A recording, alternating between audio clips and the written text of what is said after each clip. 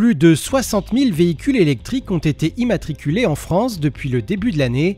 Malgré la crise sanitaire du coronavirus qui a stoppé le marché pendant plusieurs mois, c'est 20 000 véhicules immatriculés de plus que pour l'année pleine 2019 et même 50% de plus qu'en 2018. Un marché en plein essor qui se présente comme incontournable et dans lequel tous les constructeurs s'engagent, de Fiat avec sa nouvelle 500 uniquement électrique, aux marques de luxe comme Maserati dont tous les modèles seront désormais déclinés en version thermique mais aussi électrique, comme la dernière supercar maison, la MC20, dévoilée la semaine dernière. Problème majeur des véhicules électriques, leur autonomie et le manque de bornes de recharge.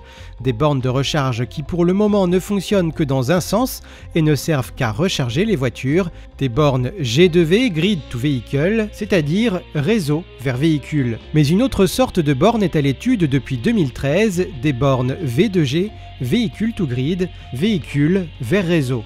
Des bornes qui fonctionneraient donc dans les deux sens, à la fois pour recharger la voiture à partir du réseau électrique, mais aussi pour utiliser l'énergie stockée dans la batterie de la voiture pour réguler les faiblesses en cas de pointe de consommation et d'insuffisance du réseau électrique.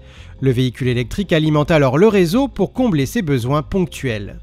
Une solution dans laquelle Fiat est engagée depuis plusieurs années, notamment avec la construction d'un projet pilote dans le centre logistique de son usine de Mirafiori, car outre réguler le réseau électrique et donc rendre le système électrique plus durable, les bornes V2G permettent également de rémunérer l'automobiliste qui fournit de l'énergie au gestionnaire du réseau électrique et dans le cas d'un gestionnaire de flotte, les économies ainsi réalisées peuvent être conséquentes.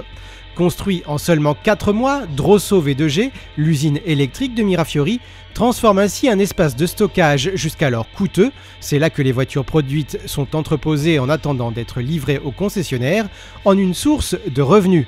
32 colonnes V2G permettant de connecter 64 véhicules ont été construites. D'ici 2021, c'est 700 véhicules qui pourront être connectés en permanence. Le projet deviendra alors la plus grande installation de ce type au monde.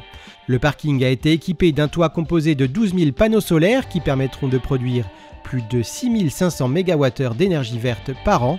Inauguré cette semaine, le projet Drosso V2G vise donc à fournir des services au réseau électrique de Terna, le fournisseur d'énergie italien, tout en assurant un résultat économique positif pour Fiat Chrysler Automobile et son partenaire Engie EPS. Un autre aspect sera cependant à prendre en compte pour pérenniser ce type de borne, celui de la réglementation, qui n'est pour le moment pas adaptée au V2G.